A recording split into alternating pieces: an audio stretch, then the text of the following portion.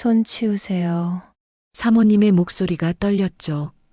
그녀는 문 앞에 서 있었고 그의 손은 검은 케이스 위에 있었어요.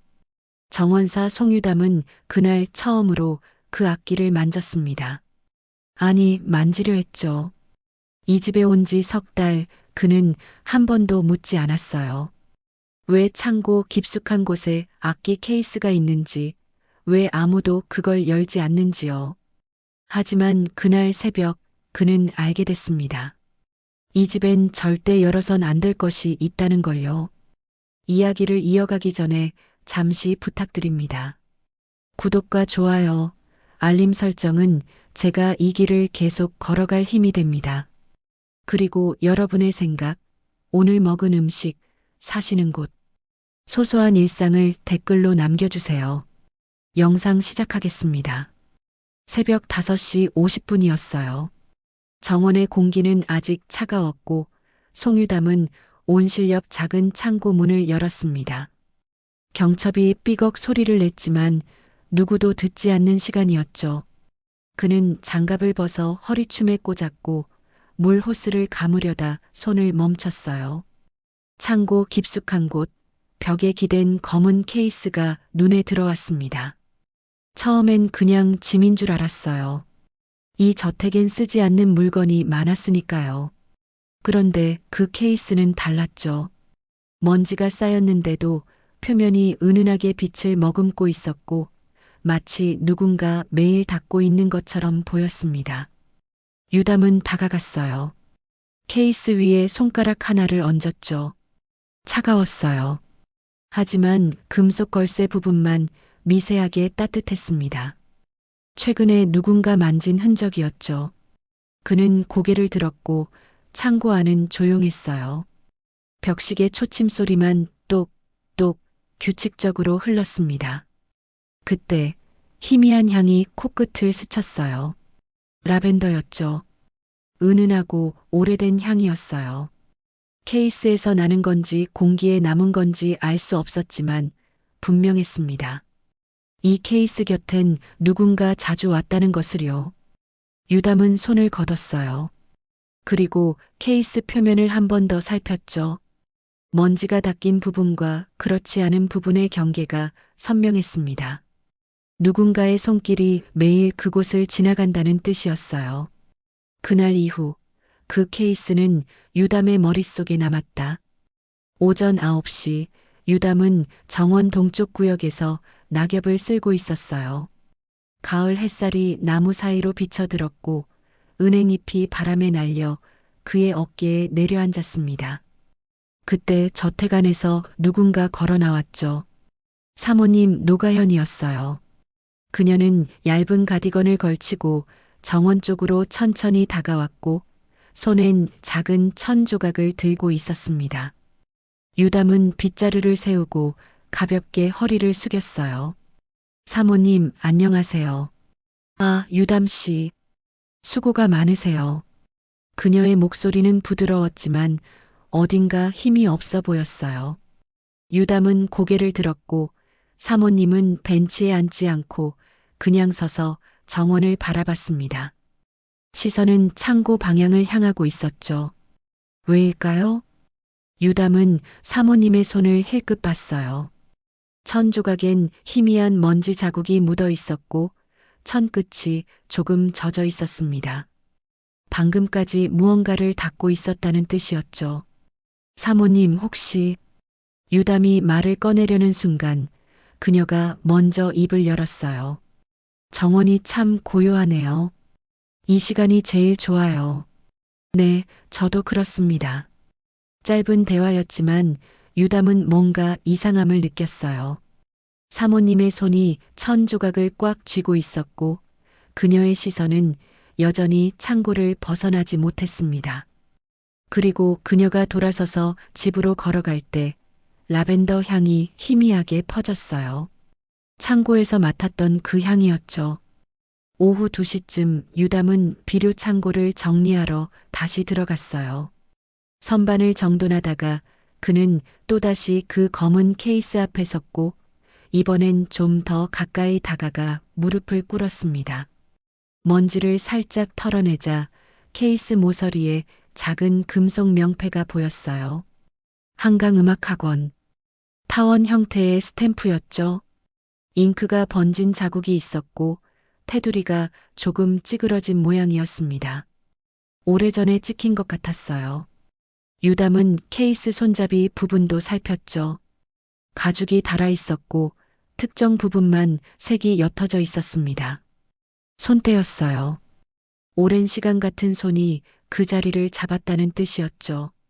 유담은 자신의 손을 케이스 위에 올려봤어요. 그리고 문득 이상한 느낌이 들었습니다. 이 케이스를 들어본 적이 있는 것 같은 느낌이었죠. 정말 그럴까요? 그때 뒤에서 인기척이 들렸어요. 유담 씨? 비서 임도환이었습니다. 그는 서류 뭉치를 들고 창고 입구에 서 있었고 유담을 보더니 잠깐 표정이 굳었어요. 아, 비서님. 비료 정리 중이었습니다. 그러시군요. 임 비서는 말을 멈췄고 시선을 케이스 쪽으로 돌렸습니다. 그리고 한숨을 짧게 내쉬었죠. 저 케이스 말인데요. 건드리지 않는 게 좋을 겁니다. 회장님 지시예요. 알겠습니다. 유담은 고개를 끄덕였지만 임 비서는 여전히 그 자리에 서 있었어요. 뭔가 더 말하고 싶은 듯 입술을 달싹였지만 결국 아무 말도 하지 않았습니다. 그는 돌아서서 창고를 나갔고 유담은 혼자 남았죠. 금기였다. 저녁 6시 저택식당에서 저녁 준비가 시작됐어요. 유담은 정원 일을 마치고 작은 직원 식당으로 향했고 그곳엔 이미 주방 보조 2명이 앉아 있었습니다. 그들은 유담을 보고 가볍게 고개를 끄덕였어요. 오늘도 수고하셨어요, 유담 씨. 네, 다들 고생 많으셨습니다. 밥을 먹는 동안 주방 보조 중 한 명이 작게 말했어요. 오늘 사모님 컨디션이 안 좋으신가 봐요. 점심도 거의 안 드셨대요. 그러셨어요? 네. 요즘 자주 그러세요. 뭔가 마음에 걸리는 일이 있으신 것 같은데. 그녀는 말을 흐렸고 다른 보조가 눈짓으로 그만하라는 신호를 보냈습니다. 직원들 사이에선 사모님 얘기를 함부로 하지 않는 게 불문율이었죠. 유담은 숟가락을 내려놓고 창밖을 바라봤어요. 어둑해진 정원 너머로 창고 지붕이 보였고 그곳엔 여전히 그 케이스가 있었습니다. 덮개가 씌워진 채로요. 유담은 문득 궁금해졌어요. 케이스 안엔 정말 바이올린이 들어있는 걸까요? 그리고 왜 아무도 그걸 꺼내지 않는 걸까요? 그날 밤 10시 유담은 자신의 작은 방에 누워 천장을 바라봤어요. 창문 밖으론 달빛이 희미하게 들어왔고 정원의 나무 그림자가 벽에 어른거렸습니다. 초침 소리만 규칙적으로 방안을 채웠죠. 케이스, 라벤더 향, 사모님의 손, 그리고 타원 스탬프, 이 모든 게 왜 자꾸 머릿속에 남는 걸까요? 유담은 고개를 저었어요.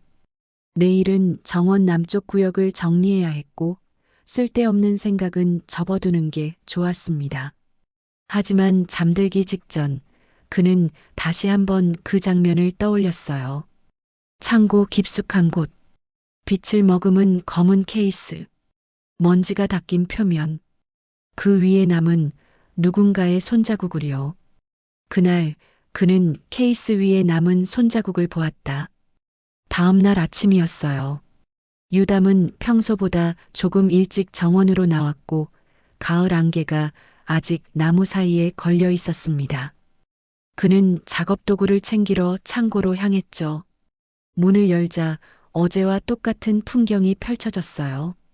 선반, 비료 포대, 그리고 저 깊숙한 곳에 검은 케이스요. 하지만 오늘은 뭔가 달랐습니다. 케이스 위에 작은 열쇠 하나가 놓여 있었어요. 은색 열쇠였고 아침빛에 반짝이고 있었습니다. 유담은 멈춰섰죠. 누가 놓고 간 걸까요? 그리고 왜 하필 오늘이었을까요? 유담은 천천히 다가갔어요. 열쇠를 집어들었고 손바닥 위에서 무게를 느꼈습니다. 가벼웠어요. 하지만 그 무게보다 더 무거운 게 있었죠. 이 열쇠가 무얼 여는지 알면서도 열어선 안 된다는 걸 아는 그 느낌이었습니다. 그때 뒤에서 목소리가 들렸어요. 그건 제가 놓은 거예요. 유담은 돌아봤습니다. 사모님이었어요.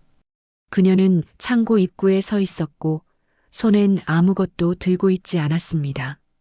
평소와 달리 천조각도 장갑도 없었죠. 그녀의 표정은 조용했지만 눈빛엔 무언가 결심한 듯한 기색이 있었어요. 사모님, 열쇠를 돌려주세요, 유담 씨. 그녀의 목소리는 차분했습니다. 유담은 열쇠를 내밀었고 사모님은 그걸 받아 손에 꼭 쥐었어요. 그리고 케이스 쪽으로 천천히 걸어갔습니다. 사모님은 케이스 앞에 무릎을 꿇고 앉았어요. 손가락으로 케이스 표면을 한번 쓰다듬었고 먼지가 조금 날렸습니다. 그녀는 그 먼지를 바라보다가 작게 한숨을 내쉬었죠. 유담은 그 모습을 조용히 지켜봤어요. 뭔가 말해야 할 것 같았지만 입을 열 수가 없었습니다. 사모님이 천천히 입을 열었어요. 이 악기는요. 그녀는 말을 멈췄습니다. 그리고 다시 시작했죠. 그 악기엔 손대지 마세요. 단호한 목소리였어요. 유담은 고개를 끄덕였습니다. 알겠습니다, 사모님. 아무도 열어선 안 돼요. 회장님도, 딸도, 그 누구도요. 네. 사모님은 열쇠를 케이스 옆에 다시 내려놓았어요. 그리고 일어서서 유담을 바라봤습니다. 그녀의 눈엔 무언가 간절한 것이 있었지만 그게 뭔지 유담은 알 수 없었어요. 부탁드려요, 유담 씨. 이건 지켜야 하는 거예요. 알겠습니다. 사모님은 돌아서서 창고를 나갔습니다. 발걸음이 느렸고 어깨가 조금 처져 보였어요. 유담은 그녀가 완전히 사라질 때까지 그 자리에 서 있었습니다. 금기는 이제 분명해졌다. 오전 10시 유담은 정원 서쪽 화단을 정리하고 있었어요. 장미 덤불을 다듬고 낙엽을 쓸어냈습니다. 손을 움직이면서도 머릿속엔 사모님의 얼굴이 떠올랐어요. 그녀의 목소리, 그 간절함, 그리고 열쇠요. 왜 열쇠를 놓고 갔을까요? 시험이었을까요? 아니면 경고였을까요? 유담은 알 수 없었습니다. 하지만 한 가지는 확실했어요.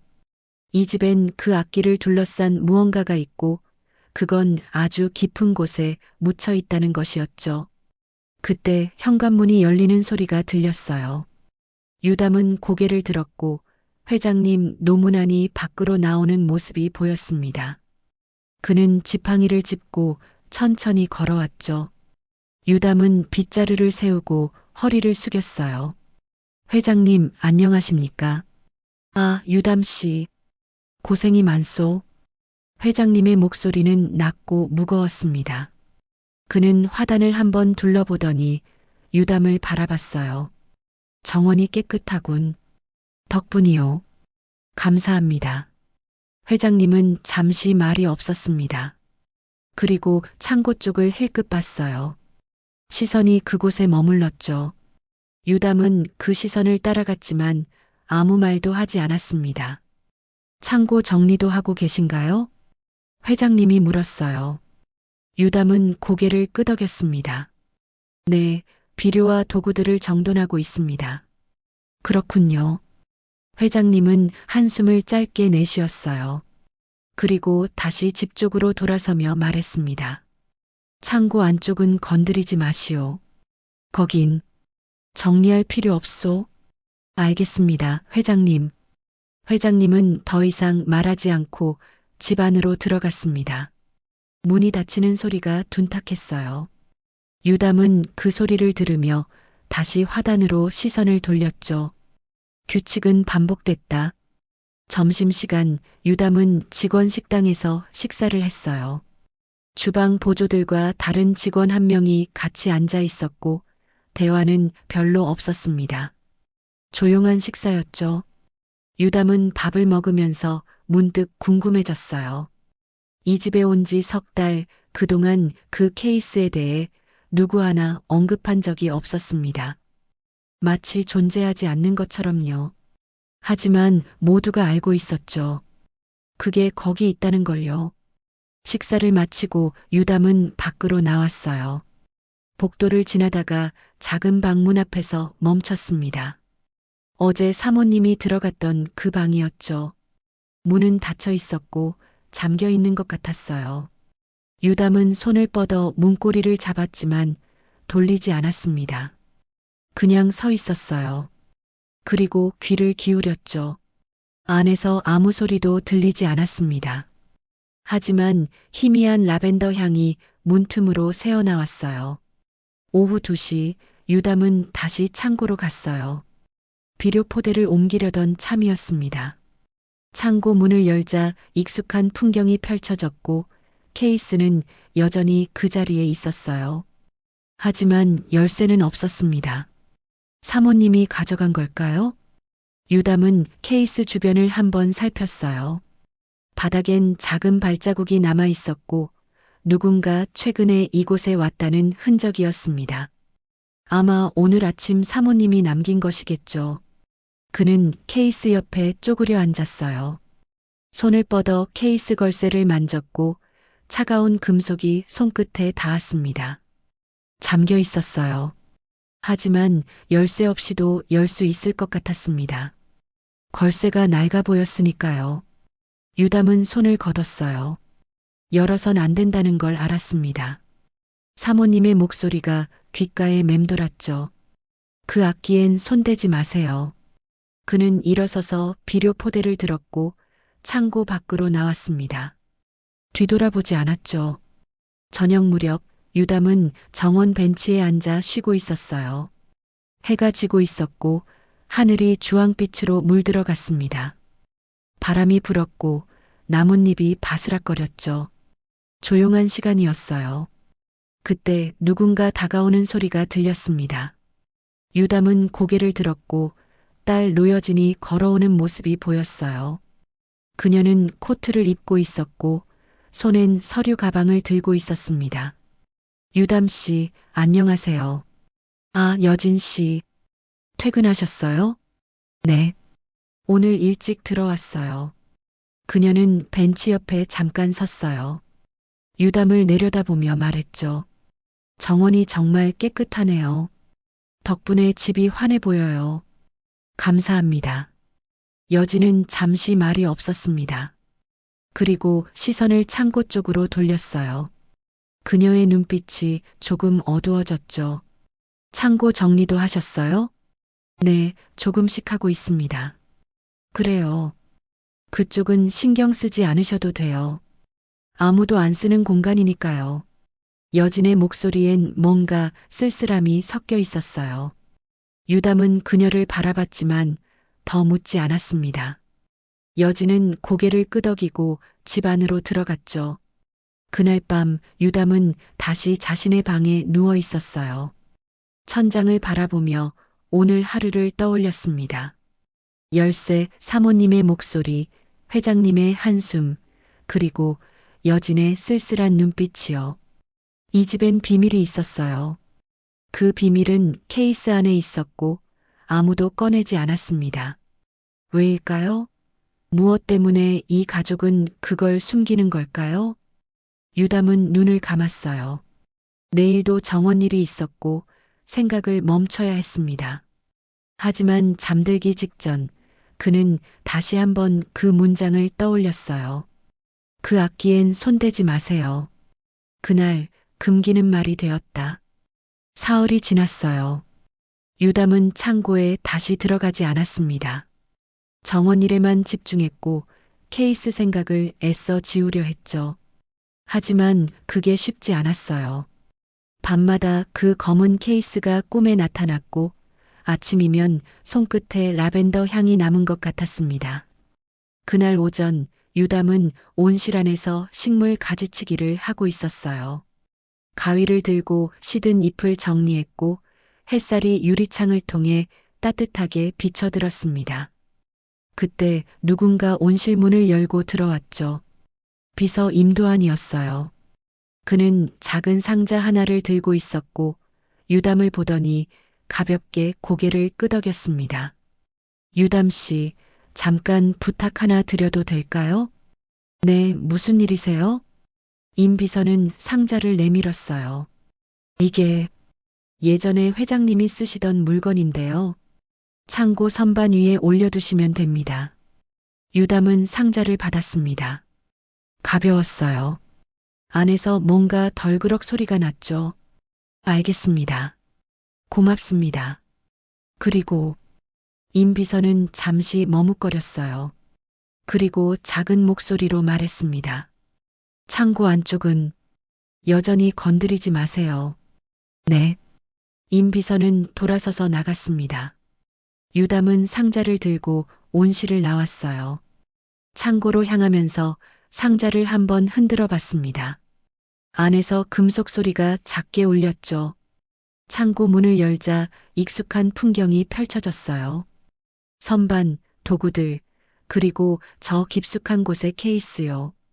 유담은 선반 쪽으로 걸어갔고 상자를 올려놓으려 했습니다. 그런데 선반 위에 뭔가 놓여 있었어요. 낡은 장갑 한 켤레였습니다. 유담은 상자를 내려놓고 장갑을 집어들었어요. 가죽 장갑이었고 손가락 부분이 많이 닳아 있었습니다.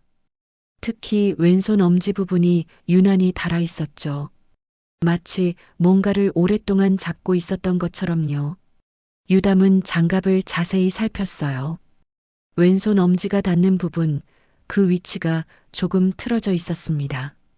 정확히는 손가락 안쪽으로 2mm 정도 밀린 자리였죠. 이건 활을 잡는 습관이었어요. 바이올린 활을 잡을 때 엄지를 특정 위치에 두는 사람들이 있습니다. 정석은 아니지만 한번 익으면 고치기 어려운 습관이죠. 유담은 자신의 손을 펴서 장갑 위에 대봤어요. 똑같았습니다. 그의 엄지도 그 자리를 잡았고 똑같이 틀어져 있었습니다. 유담은 숨을 멈췄어요. 왜 자신의 손이 이 장갑과 같은 걸까요? 그는 악기 수리점에서 일할 때 가끔 바이올린을 만졌지만 이렇게까지 습관이 붙진 않았어요. 그런데 왜 익숙한 걸까요? 유담은 장갑을 내려놓았습니다. 그리고 케이스 쪽을 바라봤어요. 케이스는 여전히 그 자리에 있었고 먼지가 쌓인 표면이 희미하게 빛났습니다. 오후 2시 유담은 서재 근처 복도를 청소하고 있었어요. 걸레질을 하면서도 머릿속엔 그 장갑이 떠올랐습니다. 왼손 엄지의 위치, 그 미묘한 차이요. 그때 서재 안에서 소리가 들렸어요. 째깍, 째깍, 째깍. 규칙적인 소리였습니다.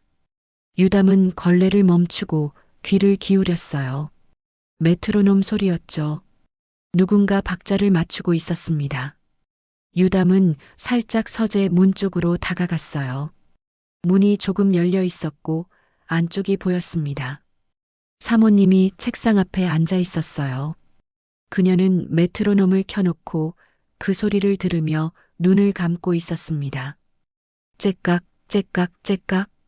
박자가 일정했어요. 유담은 벽시계를 힐끗 봤습니다. 초침이 움직이고 있었고 그 속도와 메트로놈이 정확히 일치했어요. 70이었습니다. 메트로놈의 템포가 70이었고 벽시계 초침도 정확히 그 리듬으로 움직였습니다. 1초에 하나씩 정확히 72회요. 유담은 멈춰 섰어요. 왜 하필 72일까요? 그리고 왜 사모님은 이 소리를 듣고 있는 걸까요? 사모님은 여전히 눈을 감고 있었습니다. 그녀의 손가락이 미세하게 움직였어요. 마치 뭔가를 연주하듯이요. 왼손은 공중에서 무언가를 짚었고 오른손은 허공을 그었습니다. 유담은 숨을 죽이고 지켜봤어요. 그녀의 손동작, 그 리듬이 메트로놈과 정확히 맞아떨어졌습니다. 72의 템포로 천천히 움직이는 손가락들이요. 그리고 그 손가락의 위치가 왼손 엄지였습니다. 그녀의 왼손 엄지가 미세하게 틀어져 있었어요. 장갑에서 본 그 각도와 똑같았습니다. 유담은 자신도 모르게 자신의 손을 봤어요. 그의 손도 같은 위치를 가리키고 있었죠. 그때 메트로놈이 멈췄습니다. 사모님이 눈을 떴고 한숨을 작게 내쉬었어요. 유담은 재빨리 몸을 낮췄습니다.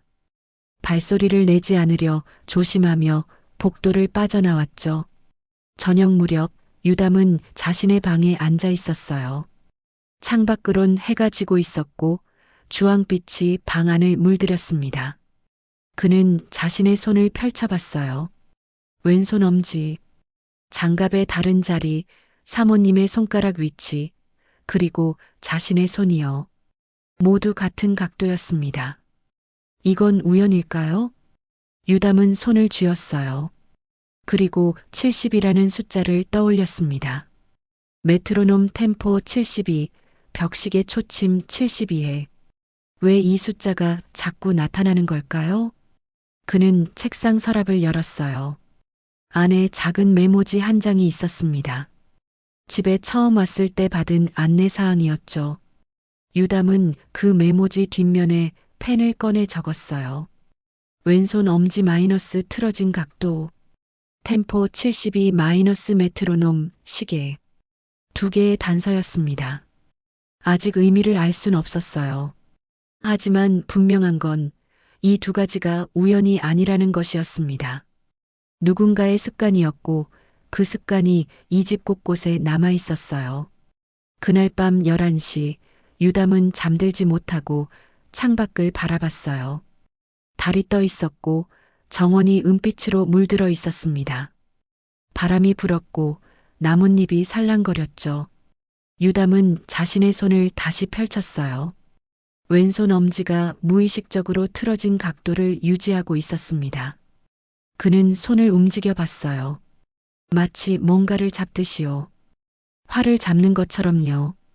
그리고 그는 무의식적으로 숫자를 세기 시작했습니다. 하나, 둘, 셋. 72까지요. 정확히 1분이 지났고 그 리듬이 자연스러웠어요. 마치 오래전부터 해왔던 것처럼요. 유담은 손을 내렸습니다. 이상했어요. 왜 자신이 이런 걸 아는 걸까요? 왜 익숙한 걸까요? 그는 침대에 누웠어요. 천장을 바라보며 생각했습니다. 장갑, 메트로놈, 사모님의 손동작, 그리고 자신의 손이요. 이 모든 게 같은 곳을 가리키고 있었습니다. 그 검은 케이스를요. 그날 단서는 손끝에 남았다. 다음 날 오후였어요. 유담은 정원 북쪽 구역을 정리하고 있었고 가을 바람이 차갑게 불어왔습니다. 낙엽을 쓸어 모으면서도 머릿속엔 어제 본 것들이 떠올랐어요. 왼손 엄지 72의 리듬, 그리고 사모님의 손동작이요.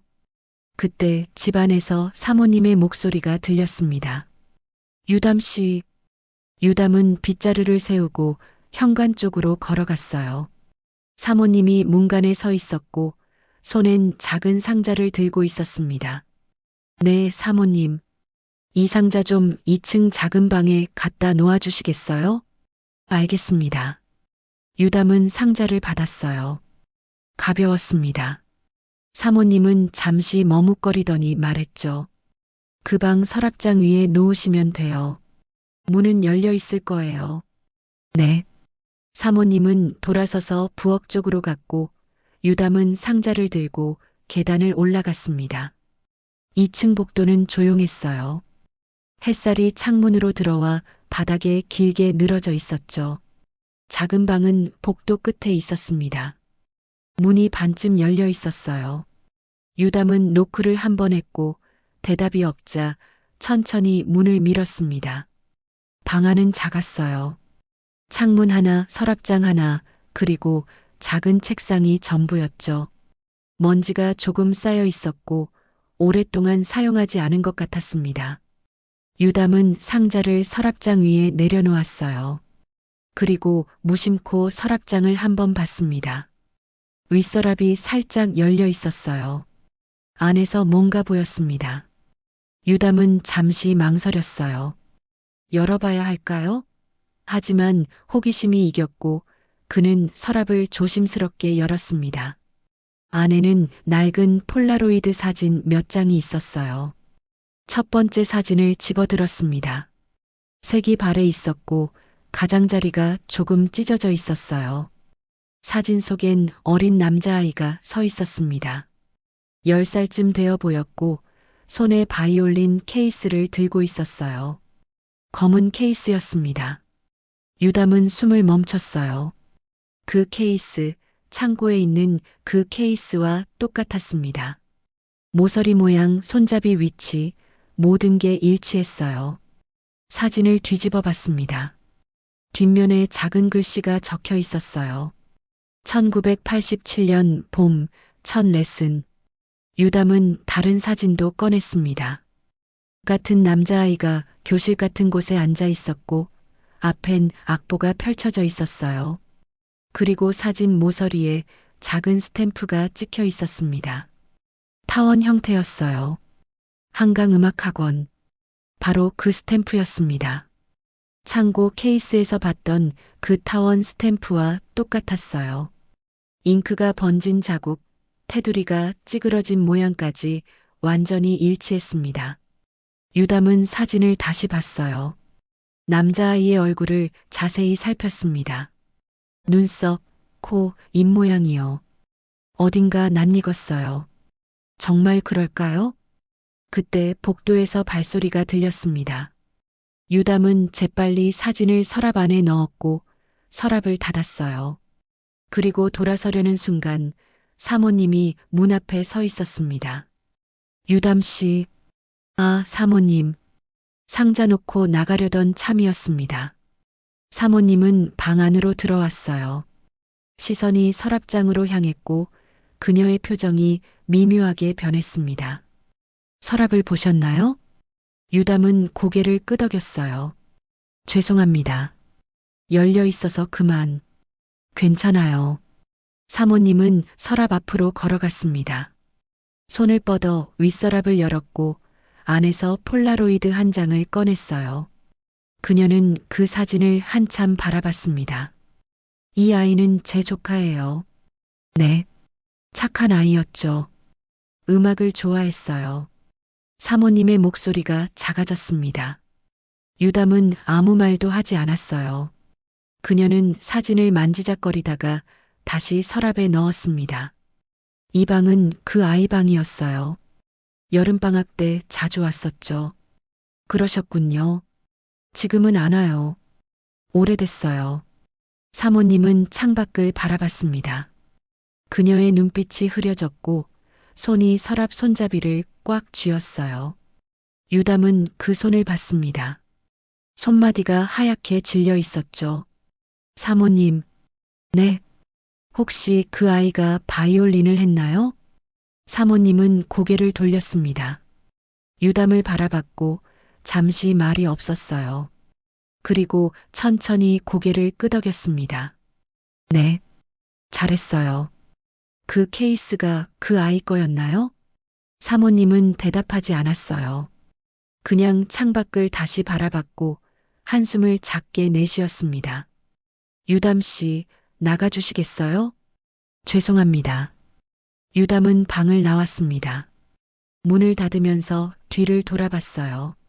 사모님은 여전히 창가에 서 있었고 어깨가 조금 떨리고 있었습니다. 유담은 계단을 내려왔어요. 복도를 지나 정원으로 나왔고 벤치에 앉았습니다. 머릿속이 복잡했어요. 조카, 바이올린, 한강음악학원, 1987년, 그리고 그 검은 케이스요. 모든 게 연결되고 있었습니다. 사진 속 남자아이가 케이스를 들고 있었고 그 케이스엔 음악학원 스탬프가 찍혀 있었어요. 그리고 지금 그 케이스는 창고에 있었고 아무도 열지 못했습니다. 왜일까요? 유담은 손을 펼쳤어요. 왼손 엄지가 무의식적으로 틀어진 각도를 유지하고 있었습니다. 그는 사진 속 남자아이를 떠올렸어요. 케이스를 든 그 손, 혹시 그 손도 같은 각도였을까요? 그리고 72의 리듬은요? 유담은 벽시계 소리를 떠올렸습니다. 째깍, 째깍, 72의 템포요. 혹시 그 아이도 그 템포로 연습했을까요? 너무 많은 의문이었어요. 저녁 무렵 유담은 창고 앞에 서 있었습니다. 문을 열진 않았어요. 그냥 서서 안을 바라봤습니다. 어둠 속에 케이스가 보였고 그 위로 먼지가 내려앉아 있었어요. 유담은 문득 궁금해졌습니다. 케이스 안쪽에도 그 스탬프가 있을까요? 폴라로이드에 찍힌 그 타원 스탬프가요? 그는 한 걸음 들어갔어요. 그리고 케이스 앞에 무릎을 꿇었습니다. 손을 뻗어 케이스를 조심스럽게 들어 올렸고 뒤집어 봤어요. 바닥 안쪽이 보였습니다. 거기 희미하게 남은 스탬프가 있었어요. 타원 형태였고 글씨는 거의 지워져 있었지만 윤곽은 남아 있었습니다. 한강음악학원. 똑같았어요. 폴라로이드에 찍힌 그 스탬프와 완전히 일치했습니다. 유담은 손가락으로 스탬프를 따라 그어봤어요. 잉크가 오래되어 가루처럼 떨어졌지만 모양은 선명했습니다. 이 케이스는 그 아이 것이었어요. 1987년 봄 첫 레슨을 받던 그 아이의 케이스였습니다. 그리고 지금 이 집 창고에 숨겨져 있었어요. 왜 숨긴 걸까요? 그 아이에게 무슨 일이 있었던 걸까요? 유담은 케이스를 다시 내려놓았습니다. 그리고 일어서서 창고를 나왔어요. 뒤돌아보지 않았습니다. 그날 밤이었어요. 자정이 지나고 집안은 완전히 조용해졌습니다. 유담은 침대에 누워 있었지만 잠이 오지 않았어요. 천장을 바라보다가 일어나 앉았고 창밖을 봤습니다. 달빛이 정원을 은빛으로 물들이고 있었죠. 그는 신발을 신었어요. 복도로 나왔고 계단을 조심스럽게 내려갔습니다. 발소리를 죽였고 현관문을 천천히 열었어요. 밖으로 나오자 차가운 밤 공기가 얼굴을 스쳤습니다. 유담은 창고를 향해 걸었어요. 이유를 알 수 없었습니다. 그냥 가야만 할 것 같았어요. 그 케이스를, 그 악기를 봐야 했습니다. 왜 자신이 이렇게 끌리는지 알아야 했죠. 창고 문을 열었습니다. 어둠 속에서 케이스가 보였어요.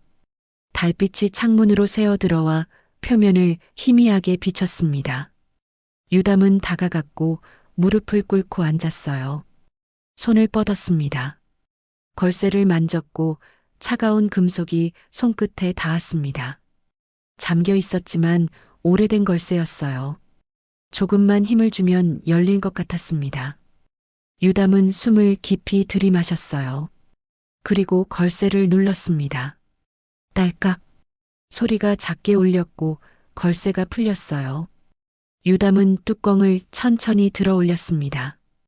삐걱 경첩 소리가 어둠 속에서 퍼졌죠.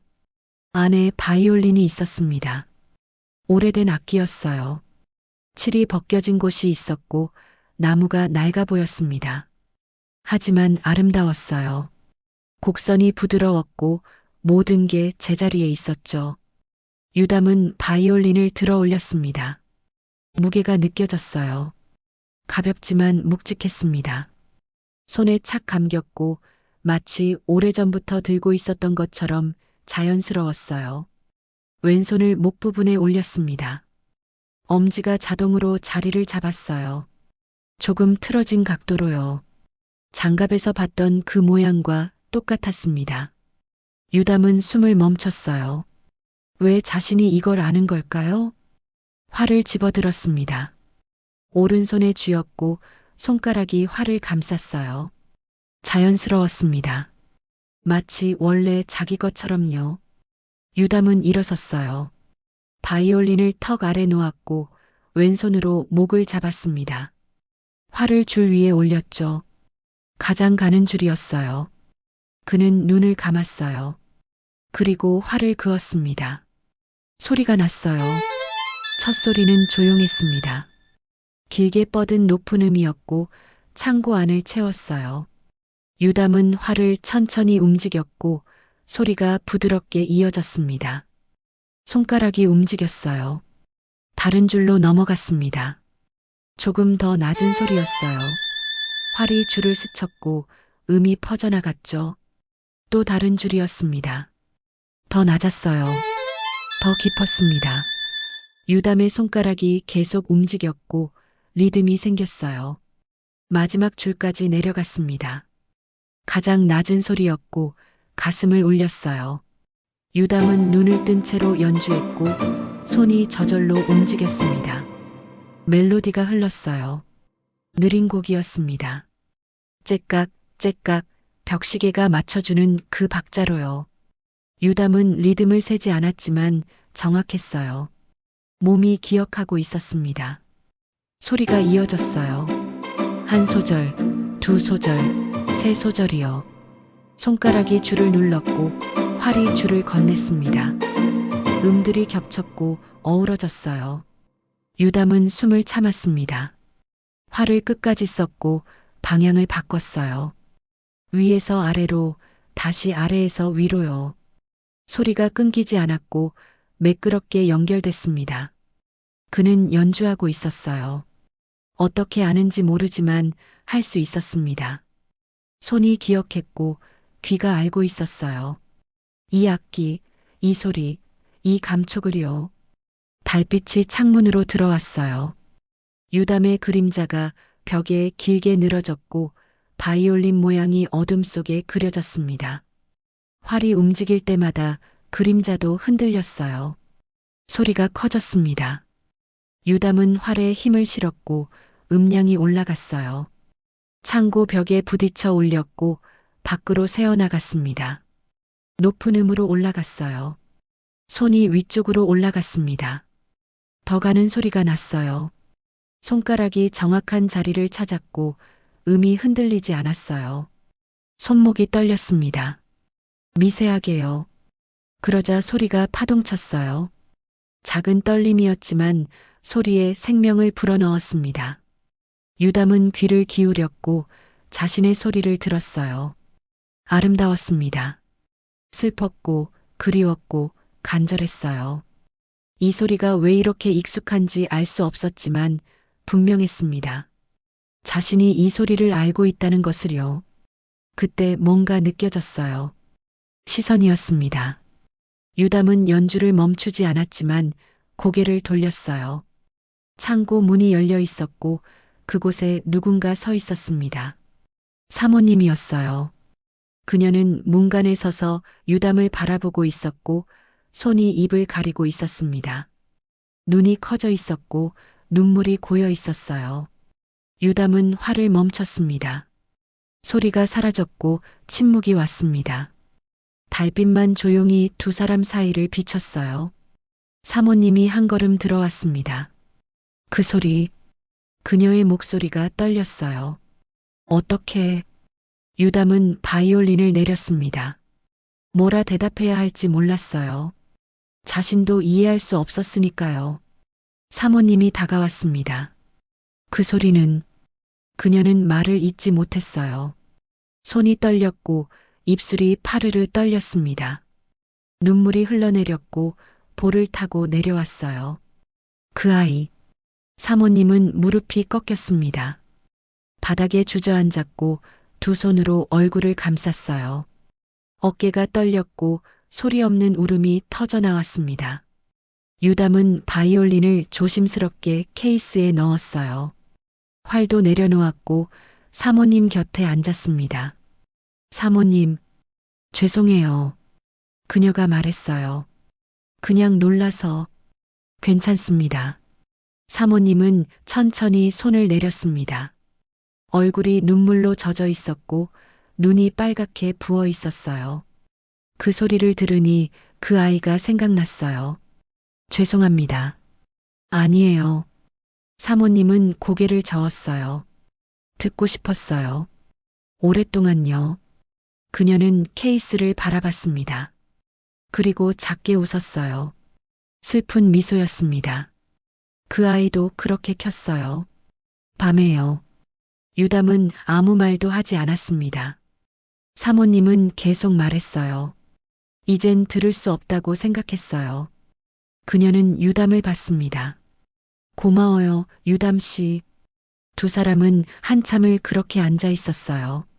달빛이 창고 안을 비췄고 바이올린은 케이스 안에서 조용히 잠들어 있었습니다.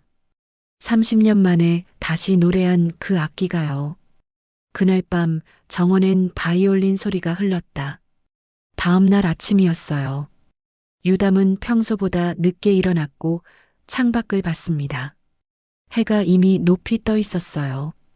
그는 서둘러 옷을 갈아입었고 정원으로 나가려 했습니다. 하지만 복도에서 목소리가 들렸어요. 회장님이었습니다. 당장 설명하시오.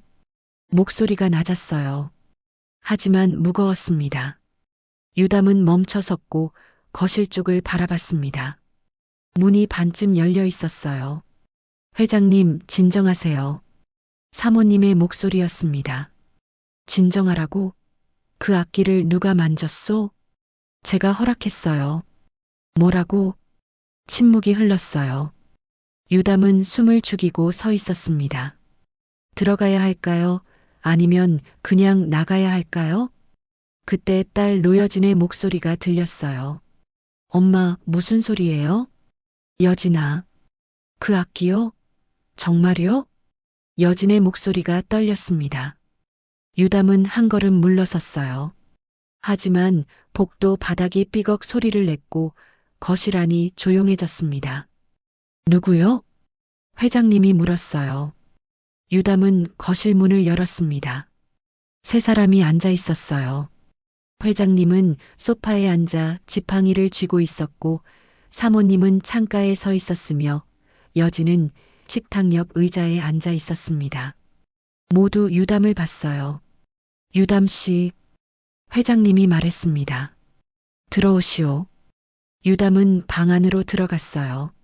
문을 닫았고 세 사람 앞에 섰습니다. 앉으시오. 아닙니다. 앉으라고 했소. 유담은 의자에 앉았습니다. 회장님은 그를 한참 바라봤어요. 눈빛이 날카로웠고 입술이 굳게 다물어져 있었습니다. 어젯밤에 창고에 갔소? 네. 악기를 만졌소? 네. 누가 허락했소? 유담은 사모님을 봤습니다. 그녀는 고개를 저었어요. 말하지 말라는 뜻이었습니다. 제 판단이었습니다. 회장님이 지팡이로 바닥을 쳤어요. 둔탁한 소리가 울렸습니다. 그게 무슨 악기인지 아시오? 바이올린입니다. 누구 것인지 아시오? 유담은 대답하지 않았습니다. 회장님은 일어섰어요. 지팡이를 짚고 천천히 다가왔습니다. 그건 건드려선 안 되는 거요. 알고 있습니다. 그런데 왜? 회장님의 목소리가 떨렸어요. 왜 켰소? 유담은 손을 봤습니다.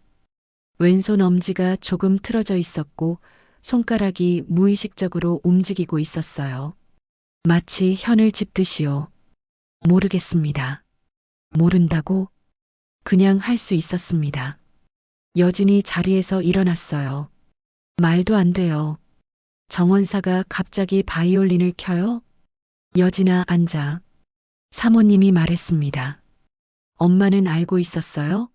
앉으라고 했어. 사모님의 목소리가 단호했어요.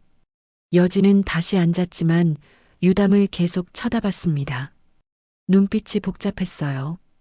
회장님이 다시 물었습니다. 어떻게 켤 줄 알았소? 모릅니다. 배운 적 있소? 악기 수리점에서 일했습니다. 가끔 만졌어요. 그게 전부요?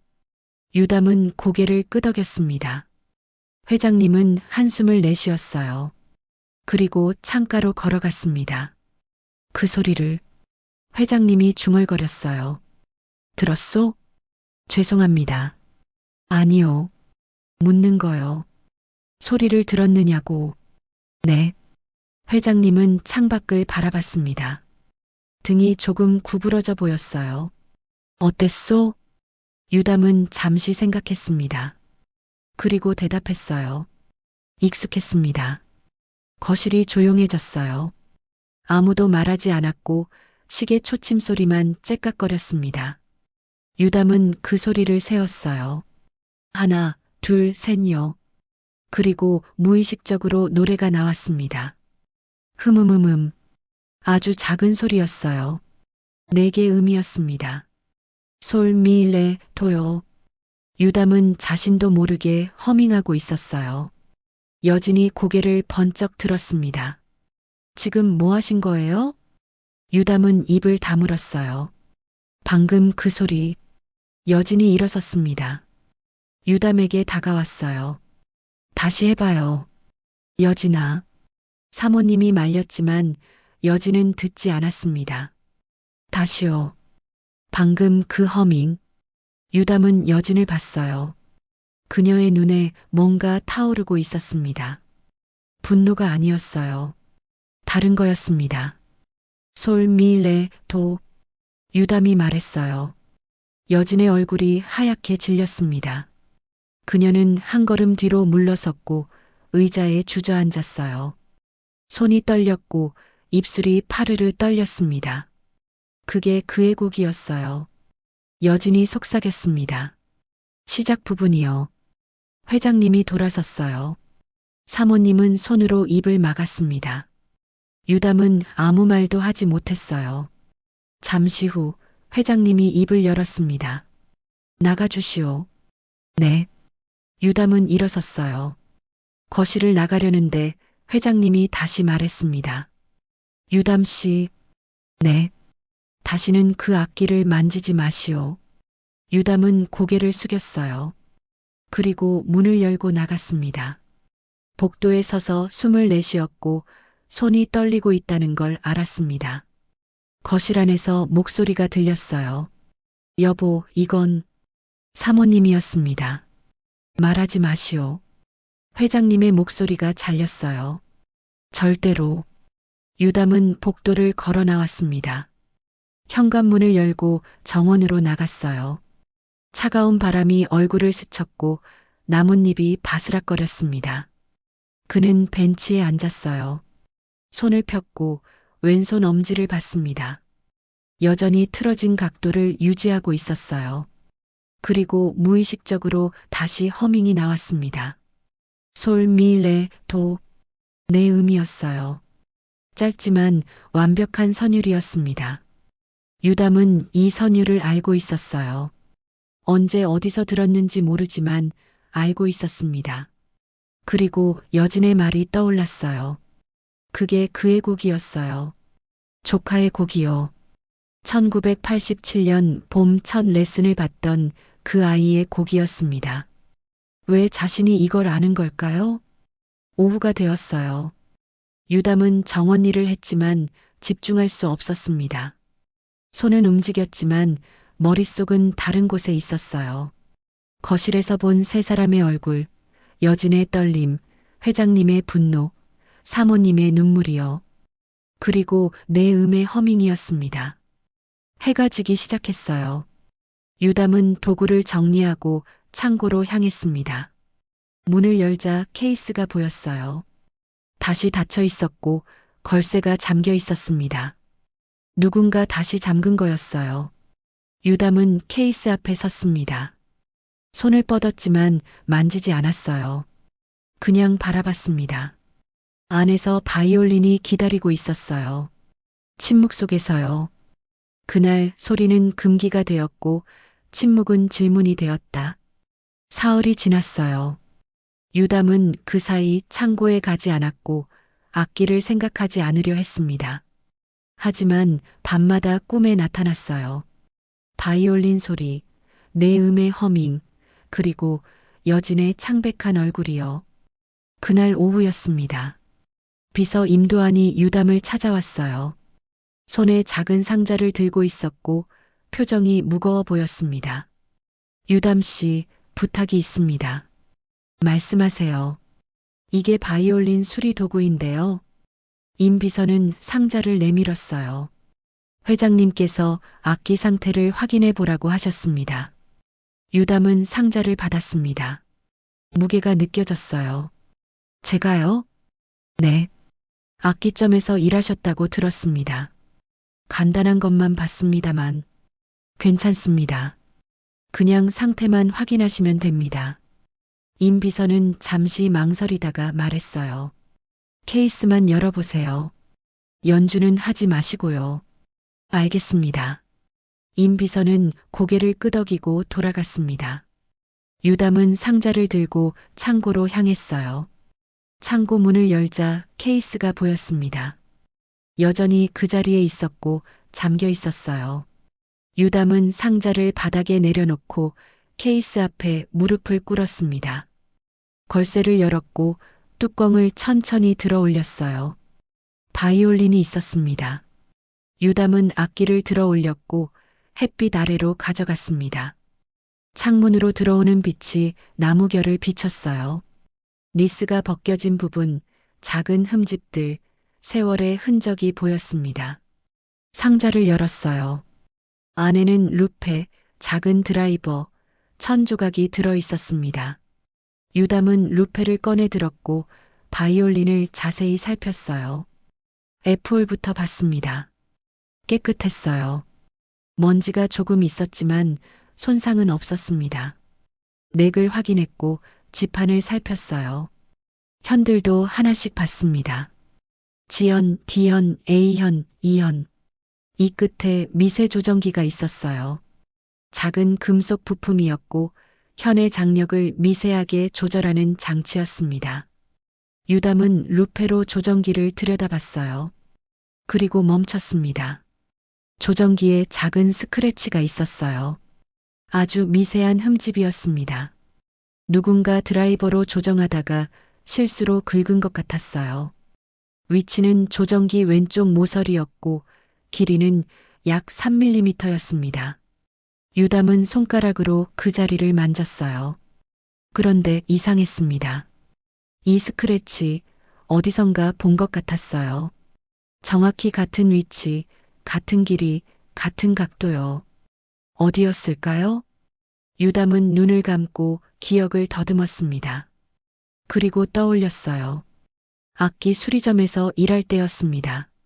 한 바이올린의 2연 조정기, 거기에도 똑같은 스크래치가 있었어요. 아니, 정확히는 자신이 만든 스크래치였습니다.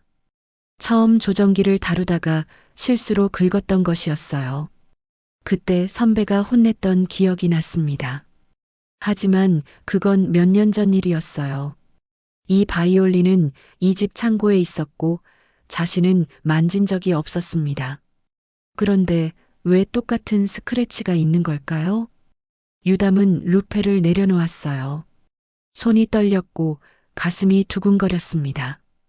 케이스 안을 다시 살폈습니다. 뭔가 더 있을 것 같았어요. 천안감을 들춰봤고 모서리를 확인했습니다. 그때 뭔가 만져졌어요. 종이였습니다. 안감 아래 끼워져 있었고 반쯤 찢어진 상태였어요. 유담은 조심스럽게 꺼냈습니다. 오래된 편지 조각 같았어요. 글씨가 희미했습니다. 부품 교체 완료. 이연 조정기. 글씨가 거기서 끊겼어요. 종이가 찢어진 부분이었습니다. 유담은 뒷면을 봤어요. 거기에 작은 숫자가 적혀 있었습니다. 1992.08 17 부품 코드 2-472 날짜와 코드였어요. 1992년 8월 17일 그리고 2-472라는 부품 번호였습니다. 유담은 그 숫자를 다시 읽었어요.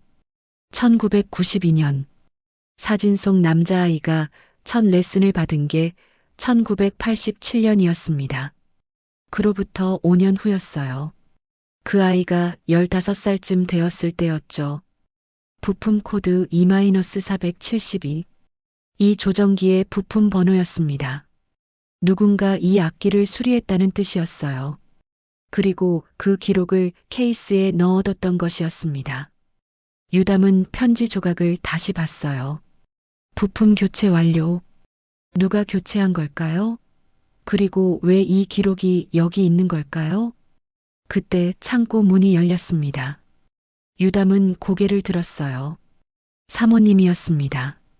그녀는 문간에 서서 유담을 바라봤고 시선이 그의 손에 있는 종이로 향했어요. 그게 뭐예요? 편지 조각입니다. 케이스 안에 있었어요. 사모님이 다가왔습니다. 유담은 종이를 내밀었고 그녀는 받아들었어요.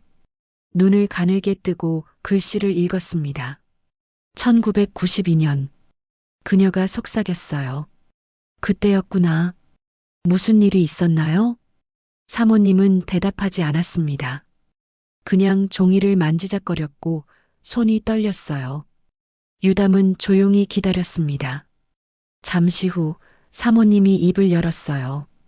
그 아이가 악기를 떨어뜨렸어요. 그의 여름에요. 다쳤나요? 악기가 망가졌어요. 이연 부분이요.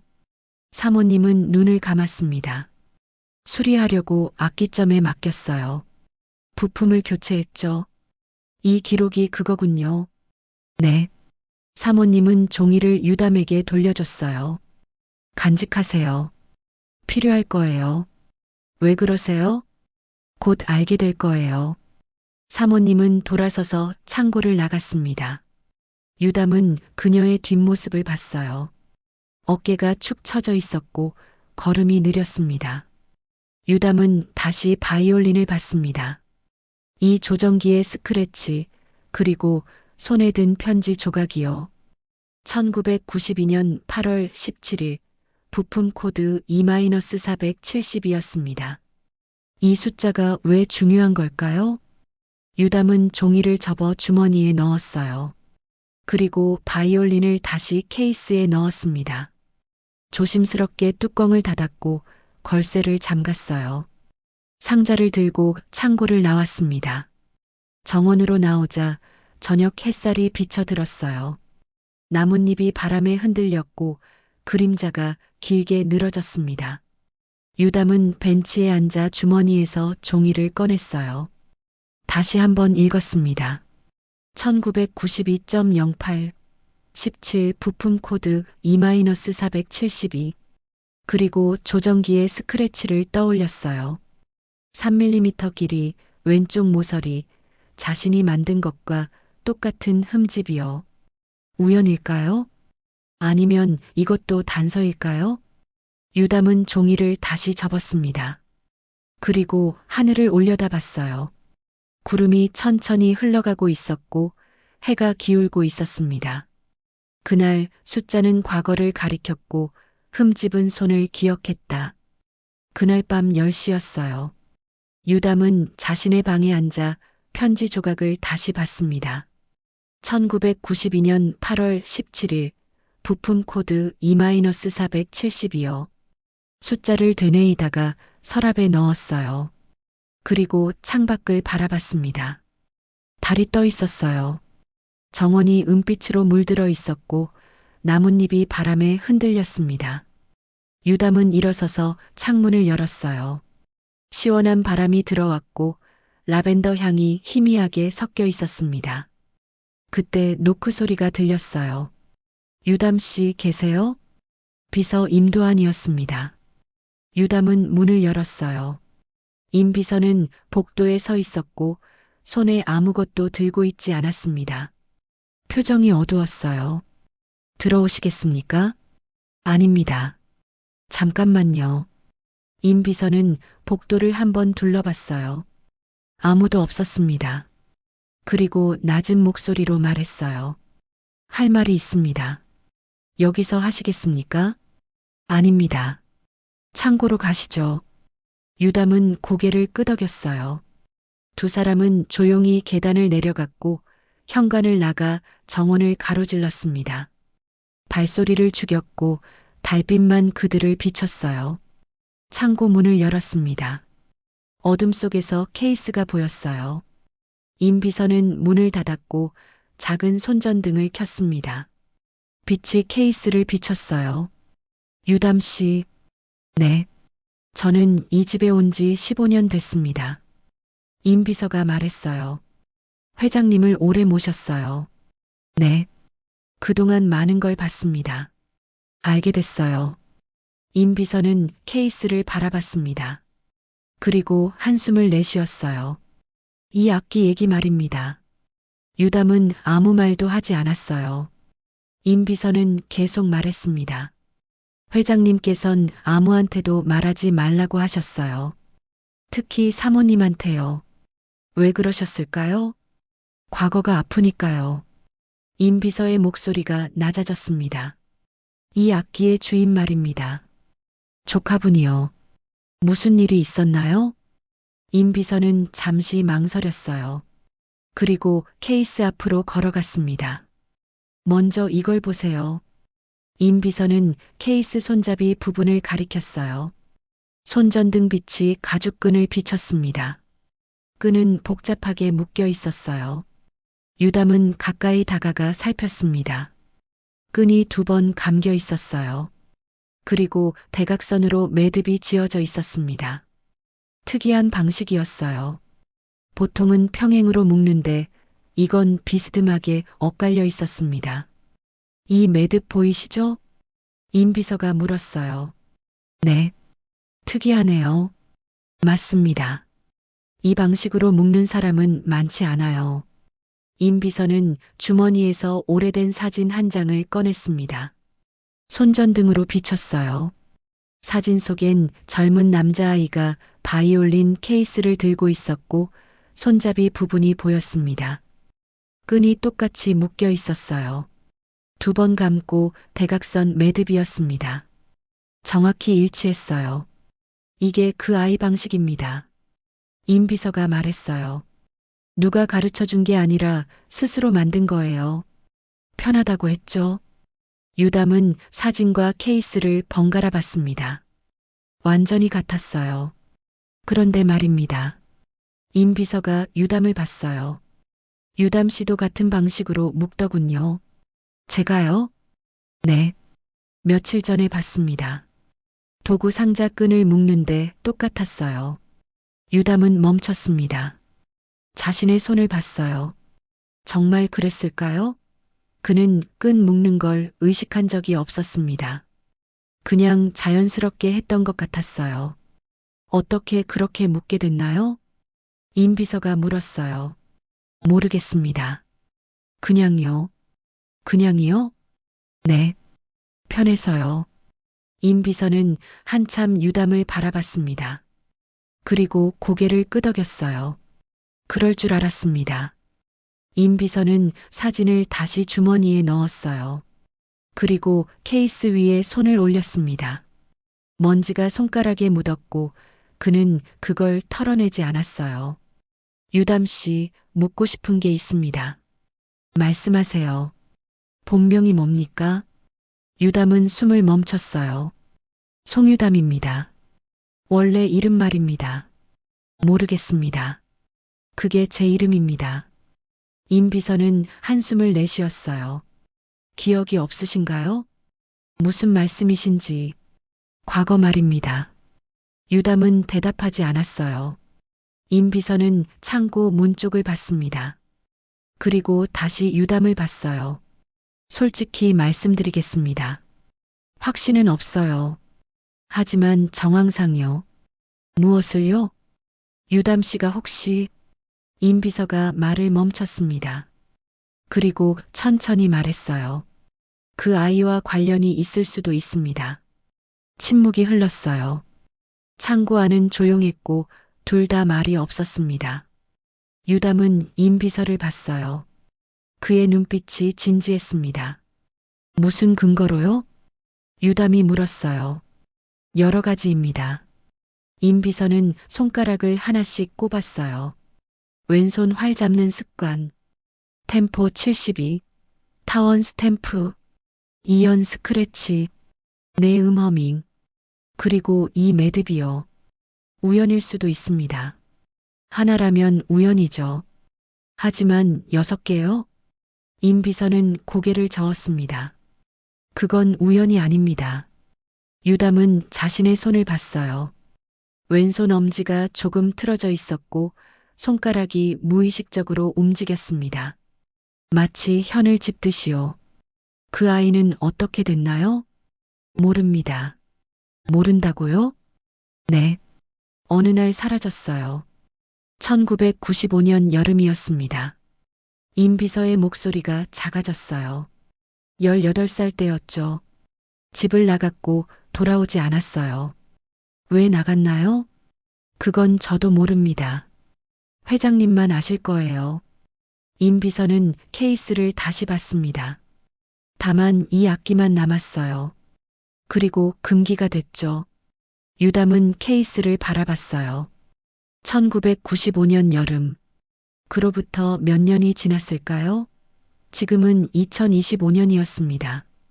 30년이 지났어요. 그 아이 이름이 뭐였나요? 유담이 물었어요.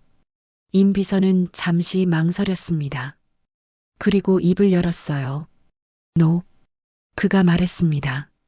노. 이름을 말하려다 멈췄어요. 그리고 고개를 저었습니다. 죄송합니다. 그건 말할 수 없습니다. 왜요? 회장님 지시입니다. 그 이름은 누구도 부르지 말라고요. 임 비서는 문 쪽으로 걸어갔어요. 오늘 얘기는 비밀입니다. 아무한테도 하지 마세요. 알겠습니다. 그리고 유담 씨. 임 비서가 돌아섰어요. 스스로 찾으세요. 답을요. 무슨 뜻입니까? 본인이 누군지 말입니다. 임 비서는 문을 열고 나갔습니다. 발소리가 멀어졌고 유담은 혼자 남았어요. 유담은 케이스 앞에 앉았습니다. 손을 뻗어 끈을 만졌어요. 2번 감고 대각선 매듭이었습니다. 손가락으로 따라가 봤고 자연스러웠어요. 정말 자신이 이렇게 묶었을까요? 유담은 끈을 풀어봤습니다. 그리고 다시 묶었어요. 손이 저절로 움직였고 2번 감았습니다. 대각선으로 매듭을 지었고 완성됐어요. 똑같았습니다. 유담은 숨을 내쉬었어요. 임 비서의 말이 머릿속을 맴돌았습니다. 유담 씨가 혹시 그 아이와 관련이 있을 수도. 관련이 있다고요? 자신이 그 조카와 관련이 있다는 뜻일까요? 아니면 더 깊은 의미일까요? 유담은 일어섰어요. 창고를 나가려다 멈췄습니다. 그리고 케이스를 마지막으로 한 번 봤어요.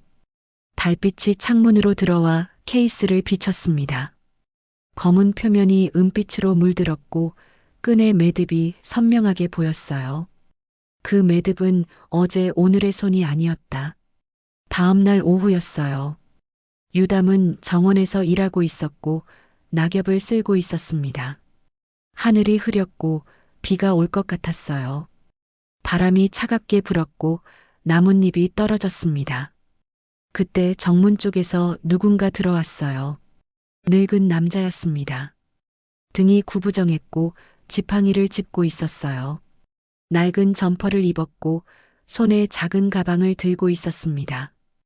유담은 빗자루를 세우고 다가갔어요. 어르신, 누구 찾으세요? 노인이 고개를 들었습니다. 주름진 얼굴이었고 눈이 흐렸어요. 여기 노문안 회장님 댁 맞나요? 네, 맞습니다. 오필섭이라고 합니다. 약속이 있어요. 노인은 가방에서 명함을 꺼냈어요. 유담은 받아봤습니다. 필섭상의 대표 오필섭. 고물상이었습니다. 잠깐만 기다려주세요. 유담은 집 안으로 들어갔고 비서 임도안을 찾았어요. 임 비서는 서재에 있었고 명함을 보더니 고개를 끄덕였습니다. 아, 그분이 오셨군요. 회장님께서 부르셨어요. 무슨 일이신가요? 오래된 물건 정리건입니다. 임 비서는 밖으로 나가 노인을 맞았어요. 유담은 그들을 따라갔고 거실로 안내했습니다. 회장님이 소파에 앉아 계셨어요. 노인이 들어오자 일어나 가볍게 고개를 끄덕였습니다. 오 사장님 오셨소. 회장님 오랜만입니다. 두 사람은 악수를 나눴어요. 회장님이 노인을 앉게 했고 유담에게 차를 준비하라고 했습니다. 유담은 부엌으로 갔고 차를 끓였어요. 차를 들고 거실로 돌아왔을 때 두 사람은 이미 얘기를 시작한 상태였습니다. 그러니까 1992년이었죠. 노인이 말하고 있었어요. 제 가게로 오셨어요. 바이올린 부품 때문에요. 유담은 차를 내려놓았습니다. 손이 살짝 떨렸어요. 1992년이라는 숫자가 귀에 들어왔습니다. 이연 조정기였습니다. 노인이 계속 말했어요. 아이가 악기를 떨어뜨렸다고 하셨죠. 급하게 구해야 한다고요. 회장님은 차를 마셨습니다. 대답하지 않았어요. 제가 서울까지 가서 구해왔습니다. 당일에요. 부품 코드 E-470이었죠. 유담은 숨을 멈췄어요. E-472. 편지 조각에 적혀 있던 그 번호였습니다. 그래서 악기점에 맡겼소? 회장님이 물었어요. 아닙니다. 직접 수리하셨어요. 저한테 배우셨죠? 노인은 가방에서 낡은 수첩을 꺼냈습니다. 펼쳐서 보여줬어요. 여기 기록이 있습니다. 1992년 8월 17일이요. 유담은 그 날짜를 봤어요. 편지 조각과 똑같았습니다. 노인은 수첩을 덮었어요. 그 뒤로도 몇 번 오셨습니다. 악기 관리법을 물으러요. 그랬지. 회장님이 짧게 대답했어요. 그런데 어느 날부터 안 오셨어요. 1995년쯤이었나요? 맞소. 무슨 일 있으셨어요? 회장님은 대답하지 않았습니다. 창밖을 바라봤어요. 노인은 더 묻지 않았습니다. 오늘 부르신 이유가 뭡니까? 노인이 물었어요. 악기 말이요. 그 바이올린이요. 네. 감정 좀 부탁하고 싶소. 지금 어디 있습니까? 창고에 있소. 노인은 고개를 끄덕였어요. 보여주시겠습니까? 회장님이 유담을 봤습니다. 유담 씨, 안내해 주시오. 알겠습니다. 유담은 노인과 함께 밖으로 나갔어요. 비가 부슬부슬 내리기 시작했고 하늘이 어두워졌습니다. 창고에 도착했어요. 유담이 문을 열었고 노인이 천천히 들어왔습니다. 케이스를 보더니 가까이 다가갔어요. 이거군요. 노인은 무릎을 꿇고 케이스를 살폈습니다. 손으로 표면을 쓰다듬었고 걸쇠를 확인했어요. 열어도 됩니까? 네. 노인은 걸쇠를 풀고 뚜껑을 열었습니다. 바이올린이 나타났어요. 노인은 안경을 고쳐 쓰고 악기를 자세히 봤습니다. 오래됐네요. 그렇습니까? 네. 1980년대 제품 같습니다. 한국산이에요. 노인은 악기를 들어 올렸어요. 빛에 비춰보고 F5를 들여다봤습니다. 관리는 잘 됐어요. 사용한 흔적이 많지만요. 사용했다고요? 네. 이 다른 자국들 보세요. 손때가 많이 묻었어요. 노인은 넥 부분을 가리켰습니다. 왼손 포지션 자리마다 흔적이 있어요. 오랫동안 연습한 사람이었죠. 유담은 그 자리를 봤어요. 정말 나무가 조금씩 닳아 있었습니다. 이연 조정기도 제가 구해드린 거네요. 노인이 미소 지었어요. 제대로 달려 있습니다. 수리 잘하셨어요. 회장님이요? 아니요. 그 아이가요. 노인은 유담을 봤습니다. 회장님 조카분 말입니다. 직접 배워서 고쳤어요. 유담은 숨을 깊이 들이마셨어요. 그 아이를 아셨나요? 몇 번 봤죠. 착한 아이였어요. 어떤 아이였나요? 노인은 바이올린을 다시 케이스에 넣었습니다. 조용했어요. 말이 별로 없었죠. 음악을 좋아했나요? 매우요. 늘 연습했대요. 노인은 케이스를 닫았어요. 하지만 어느 날 그만뒀다고 들었습니다. 왜요? 모르겠어요. 집안 사정이었나 봐요. 노인은 일어섰습니다. 유담도 따라 일어섰어요. 이 악기는 좋은 거예요. 보관만 잘하면 오래 쓸 수 있습니다. 감사합니다. 근데 말입니다. 노인이 유담을 봤어요. 젊은이, 당신이 정원사죠? 네. 악기를 다룰 줄 아나요? 조금요. 노인은 고개를 끄덕였습니다. 이 악기 주인이 누군지 아세요? 유담은 대답하지 않았어요. 노인은 미소 지었습니다. 알게 되실 겁니다. 곧요. 거실로 돌아왔어요. 노인은 회장님께 보고를 했고 악기 상태가 양호하다고 말했습니다. 회장님은 고개를 끄덕였고 봉투 하나를 건넸어요. 수고하셨소. 아닙니다. 언제든 연락하세요. 노인은 가방을 들고 일어섰습니다. 현관까지 나가면서 유담에게 명함 하나를 더 건넸어요. 필요하면 찾아오세요. 무슨 일로요? 과거를 알고 싶으면요. 노인은 미소 지었습니다. 제 가게엔 오래된 기록이 많습니다. 도움이 될 거예요. 노인은 정문을 나갔어요. 빗속으로 사라졌고 유담은 그 뒷모습을 봤습니다. 유담은 명함을 봤어요. 필섭상의 -5 필섭. 뒷면에 주소가 적혀 있었습니다. 서울 종로구 어딘가였어요. 유담은 명함을 주머니에 넣었습니다. 그리고 거실로 돌아갔어요. 회장님은 여전히 소파에 앉아 계셨고 창밖을 바라보고 있었습니다. 회장님, 무엇이오? 왜 노인을 부르셨나요? 회장님은 잠시 말이 없었어요. 그리고 천천히 입을 열었습니다. 확인하려고. 무엇을요? 그 악기가 진짜인지. 회장님의 목소리가 떨렸어요. 그리고 그때 일이 정말이었는지. 유담은 더 묻지 않았습니다. 회장님은 눈을 감았어요. 이제 알겠소. 모든 게 연결됐소. 회장님이 중얼거렸습니다. 1987년 첫 레슨, 1992년 부품 교체, 1995년 사라짐. 그리고요? 그리고 지금 2025년이요. 회장님이 유담을 봤어요. 30년이 지났소. 그날 흩어진 조각들이 선으로 이어졌다. 그날 밤이었어요. 유담은 잠들지 못했고 침대에 누워 천장을 바라봤습니다.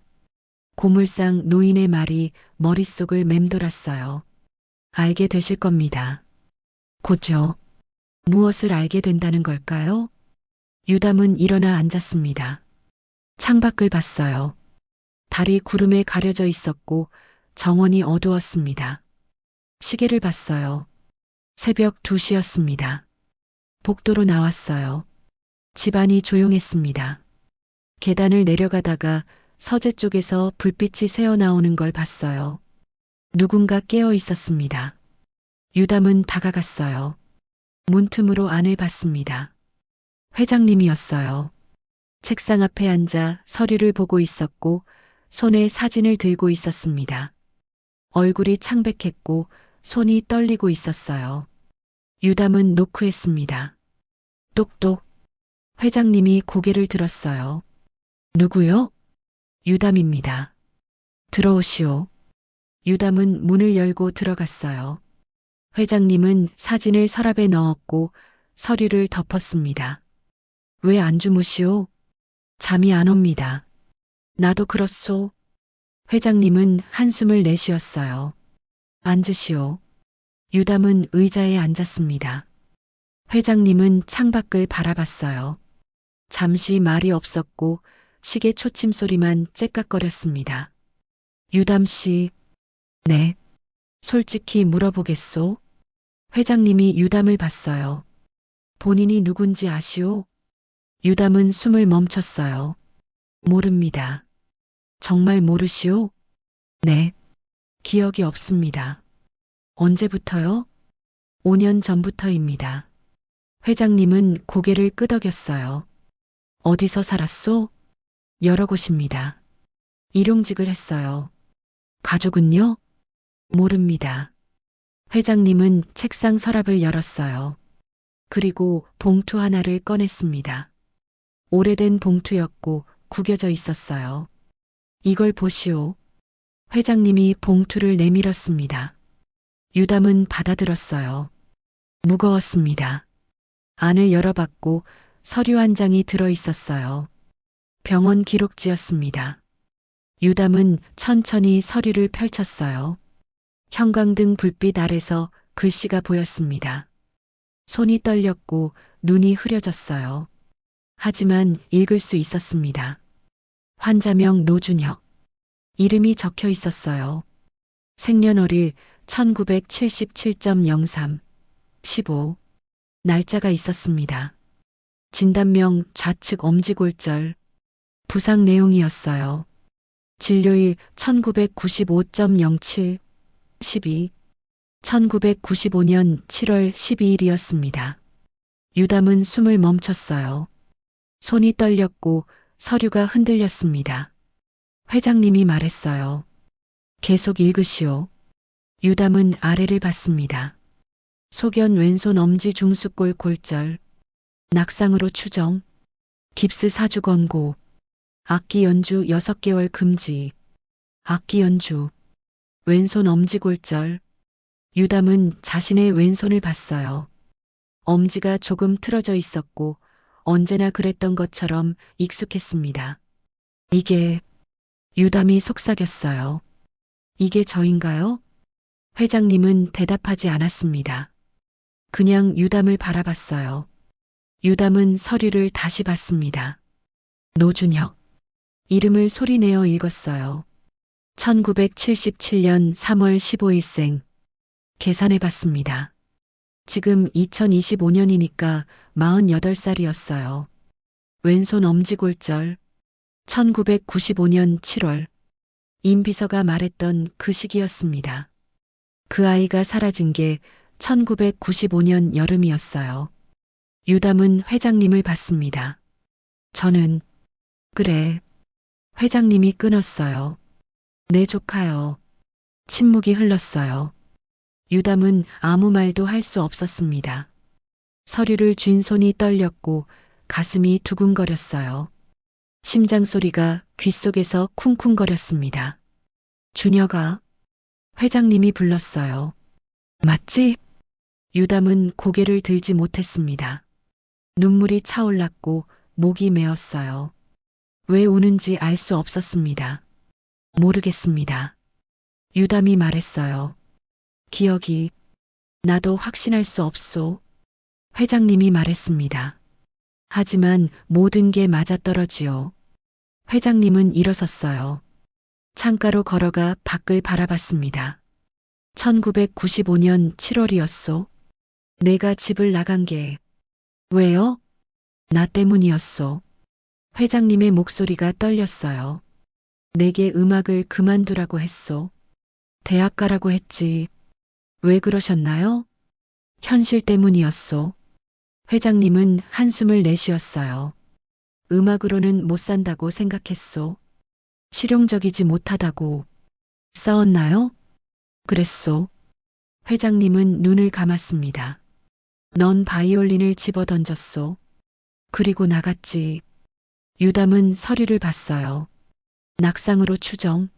하지만 실제로는 던진 거였습니다. 그 뒤로요? 모르오. 회장님이 돌아섰어요. 찾았소. 여기저기 다녔소. 하지만 못 찾았소. 얼마나요? 5년이요. 회장님의 눈에 눈물이 고였어요. 5년 동안 찾았소. 그리고 포기했소. 유담은 일어섰습니다. 회장님에게 다가갔어요. 저는 내가 아닐 수도 있소. 회장님이 말했어요. 하지만 모든 증거가 가리키오. 손, 습관, 그 소리. 확인할 방법은요? DNA 검사 하시겠습니까? 회장님은 잠시 망설였어요. 그리고 고개를 저었습니다. 아직 아니오. 왜요? 두렵소. 회장님이 속삭였어요. 내가 아니라면요. 다시 잃는 거요. 유담은 회장님의 손을 봤어요. 주름지고 떨리고 있었습니다. 그 손이 자신의 손과 닮아 있었어요. 회장님, 주녀가 송유담입니다. 유담이 말했어요. 지금은 그게 제 이름입니다. 회장님은 고개를 끄덕였어요. 그래, 유담 씨. 둘은 서로를 바라봤습니다. 서재 안은 조용했고 밖에서 바람 소리가 들렸어요. 잠시 후 유담이 물었습니다. 바이올린은요? 왜 숨기셨나요? 볼 수 없었소? 회장님이 대답했어요. 내 흔적이었으니까. 사모님도 아시나요? 알고 있소. 딸도요? 여진이도 알 거요. 회장님은 다시 앉았어요. 하지만 아무도 말하지 않았소. 30년 동안요. 유담은 서류를 내려놓았습니다. 그리고 창밖을 봤어요. 구름이 걷히고 달이 나타났습니다. 정원이 은빛으로 물들었어요. 내일이요. 유담이 말했어요. 내일 연주해도 될까요? 뭐요? 바이올린입니다. 회장님은 놀란 표정으로 유담을 봤어요. 왜요? 기억하고 싶습니다. 그 소리를요. 회장님은 잠시 생각했어요. 그리고 천천히 고개를 끄덕였습니다. 좋소. 아시오. 그날 이름은 종이에 적혀 있었고 진실은 떨리는 손에 있었다. 다음 날 저녁이었어요. 유담은 창고에 서 있었고 손에 바이올린을 들고 있었습니다. 케이스는 열려 있었고 활은 오른손에 쥐어져 있었어요. 회장님이 문을 열고 들어왔습니다. 뒤에 사모님이 있었어요. 그리고 딸 여진도 따라왔습니다. 세 사람은 창고 안으로 들어와 벽에 기대 섰어요. 아무도 말하지 않았습니다. 유담은 그들을 봤어요. 회장님은 지팡이를 짚고 있었고 사모님은 손수건을 쥐고 있었습니다. 여진은 팔짱을 끼고 서 있었어요. 시작하시오. 회장님이 말했어요. 유담은 고개를 끄덕였습니다. 바이올린을 턱 아래 놓았어요. 왼손으로 넥을 잡았고 엄지가 자동으로 위치를 찾았습니다. 조금 틀어진 각도였어요. 손가락이 현 위에 올려졌고 준비가 됐습니다. 활을 이연 위에 올렸어요. 숨을 깊이 들이마셨습니다. 그리고 내쉬었어요. 심장이 천천히 뛰었고 귓속이 조용해졌습니다. 눈을 감았어요. 무음 5초, 활을 그었습니다. 첫 음이 울렸어요. 2였습니다. 길고 떨리는 소리였고 창고 벽을 타고 퍼졌어요. 유담은 활을 천천히 움직였고 소리가 이어졌습니다. 두 번째 어현으로 내려왔어요. 더 낮고 깊은 소리였습니다. 손가락이 현을 짚었고 정확한 위치를 찾았어요. 세 번째 디언이었습니다. 가슴을 울리는 소리였고 공기가 떨렸어요. 네 번째 지연까지 내려갔습니다. 가장 낮은 음이었고 바닥을 진동시켰어요. 그리고 멜로디가 시작됐습니다. 느린 선율이었어요. 72의 템포였고 째깍째깍 시계가 맞춰주는 그 리듬이었습니다. 유담은 눈을 감은 채로 켰고 손이 저절로 움직였어요. 프레이즈가 흘렀습니다. 4마디, 8마디, 16마디요. 포지션이 바뀌었고 손이 넥 위로 올라갔습니다. 3포지션, 5포지션, 7포지션이요. 비브라토가 걸렸어요. 손목이 미세하게 떨렸고 음이 파동쳤습니다. 소리에 생명이 불어졌고 공기가 움직였어요. 높은 음으로 올라갔습니다. 9포지션, 11포지션이었어요. 가느다란 소리였지만 또렷했습니다. 손가락이 현을 정확히 눌렀고 흔들림이 없었어요. 그리고 내려왔습니다. 다시 낮은 음역으로 돌아왔고 지연이 울렸어요. 활의 힘이 세졌고 소리가 커졌습니다. 유담은 숨을 참았어요. 활을 끝까지 썼고 방향을 바꿨습니다. 업보우에서 다운보우로요. 소리가 끊기지 않았고 매끄럽게 이어졌어요.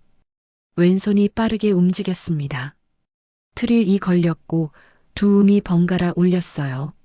손가락이 현을 두드렸고 리듬이 생겼습니다. 다시 느려졌어요.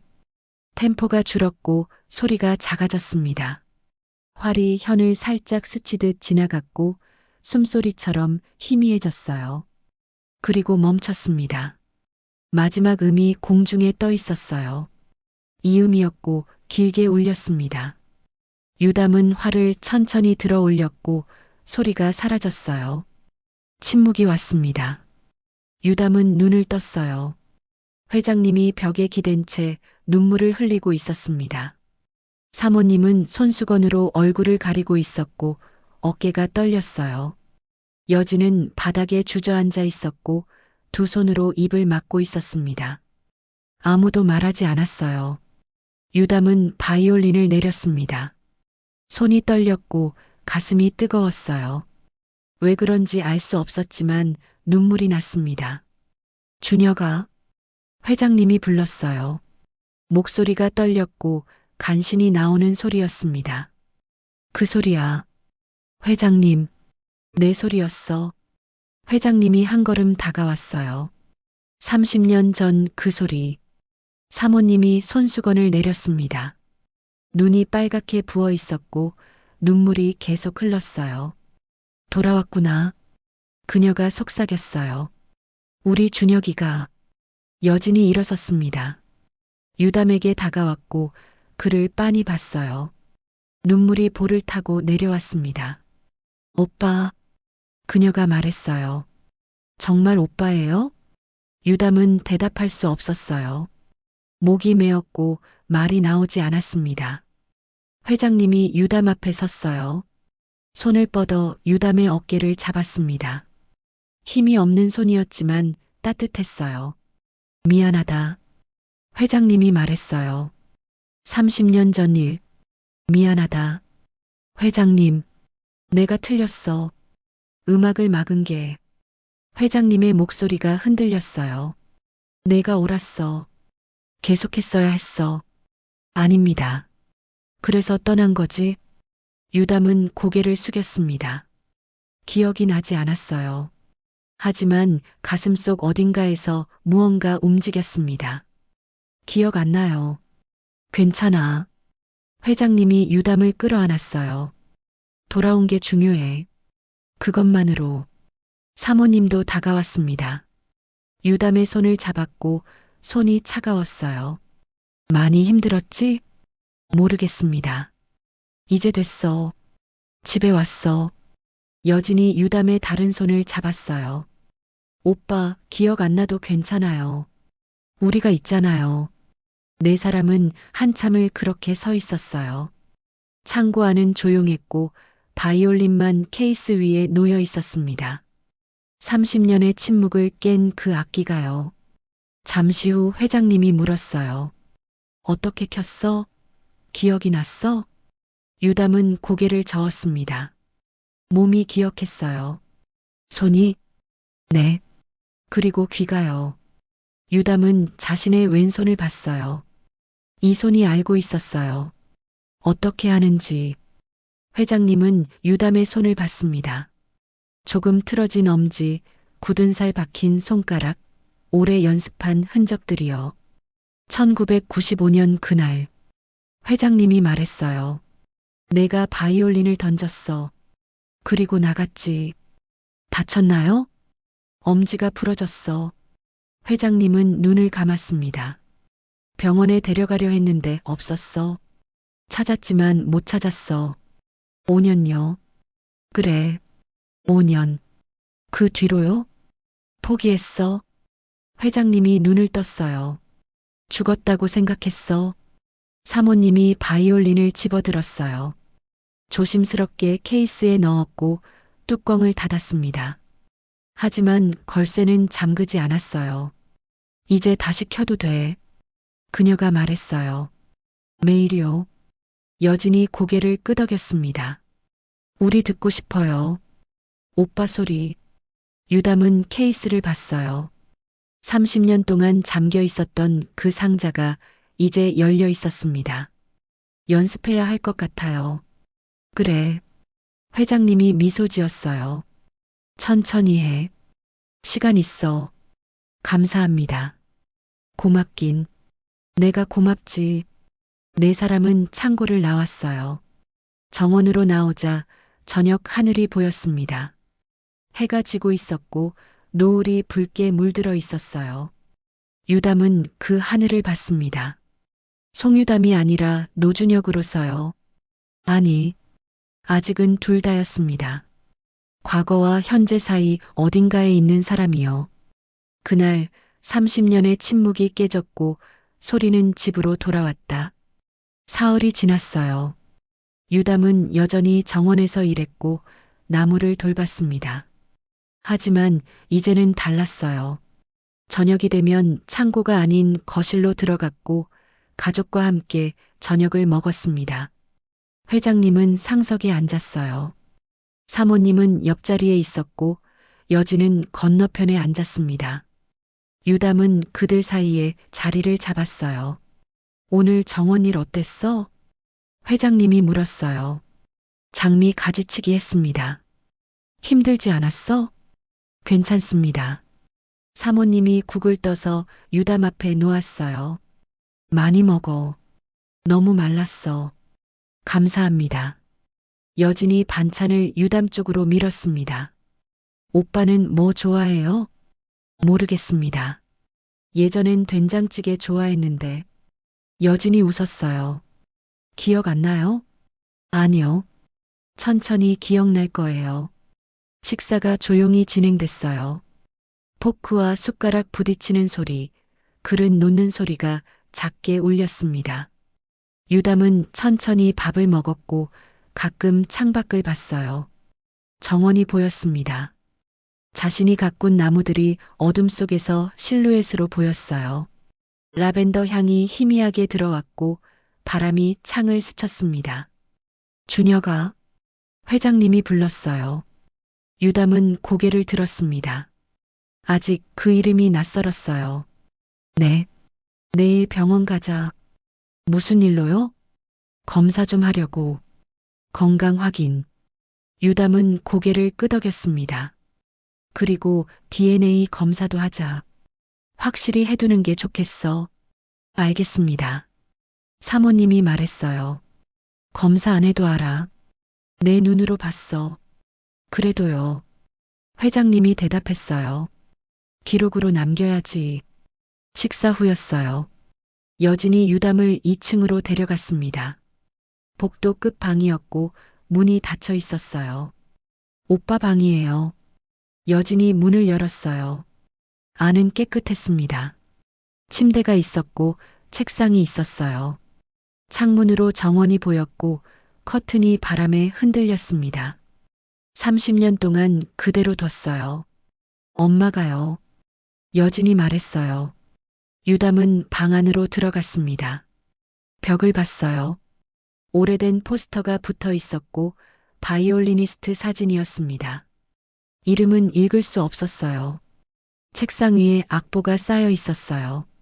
누렇게 바랜 종이들이었고 연필로 메모가 빼곡했습니다. 오빠가 쓴 거예요. 여진이 악보를 만졌어요. 연습 기록이요. 매일 썼대요. 유담은 악보를 집어들었습니다. 오선지 위에 음표가 그려져 있었고 손때가 묻어 있었어요. 자신의 손이었을 겁니다. 기억나요? 아니요. 괜찮아요. 천천히요. 여진은 서랍을 열었어요. 앨범 한 권을 꺼냈고 침대에 앉아 펼쳤습니다. 이것 좀 봐요. 유담이 다가가 앉았어요. 앨범에는 오래된 사진들이 붙어 있었습니다. 어린 남자아이가 보였어요. 바이올린을 들고 있었고 웃고 있었습니다. 이게 오빠예요. 10살 때. 여진이 사진을 가리켰어요. 처음 바이올린 배울 때래요. 유담은 사진 속 아이를 봤습니다. 낯설었어요. 자신인지 알 수 없었습니다. 여기는 12살. 다음 사진이었어요. 조금 더 큰 아이가 무대에 서 있었고 조명을 받고 있었습니다. 학교 발표회였대요. 잘했나요? 1등 했어요. 여진이 웃었어요. 엄마가 자랑하셨어요. 계속요. 유담은 계속 사진을 봤습니다. 15살, 16살, 17살이요. 점점 커가는 아이가 보였고 마지막 사진은 18살이었습니다. 바이올린 케이스를 든 채 정원에 서 있었어요. 표정이 굳어 있었고 웃지 않았습니다. 이게 마지막이에요. 여진이 말했어요. 그해 여름에 찍은 거. 떠나기 한 달 전이요. 유담은 사진을 만졌습니다. 손가락으로 테두리를 따라 그었어요. 저는 왜 떠났을까요? 아빠하고 싸웠잖아요. 그것 말고요.